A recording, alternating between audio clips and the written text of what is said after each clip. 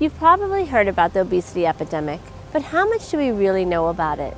Obesity is much more complex than we might think. We sat down with board-certified obesity specialist Dr. Minisha Sood to find out exactly what obesity is.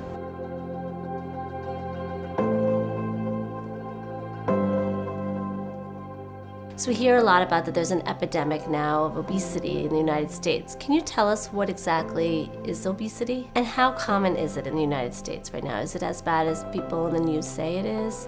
So about 1 in 3 people are actually affected by obesity in the United States. So obesity is a complex medical condition, and it describes excess body weight. So that can be defined by body mass index, or BMI. Class 1 obesity is defined as a BMI over 30.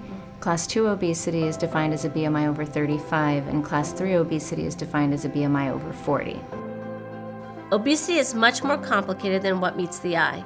Unhealthy lifestyle habits are just one piece of the puzzle. Other factors, such as family history, ethnicity, and certain medical conditions play a role as well.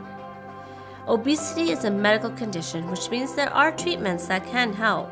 Lifestyle changes such as heart-healthy eating and exercise are an important part of treating obesity. But there are also behavioral programs available, as well as FDA-approved medicines that can help with weight loss or address underlying hormonal imbalances in the body. In some cases, bariatric or metabolic surgery may be recommended.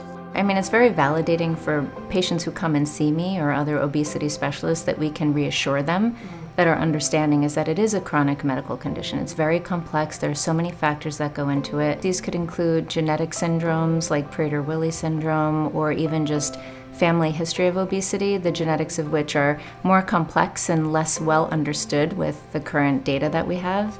There are also underlying metabolic conditions like insulin resistance or hypothyroidism, polycystic ovary syndrome, and then of course there are environmental factors. And it's not really related to personal failure or laziness, and I think as momentum builds in this area, it will be more widespread acceptance that that's the case.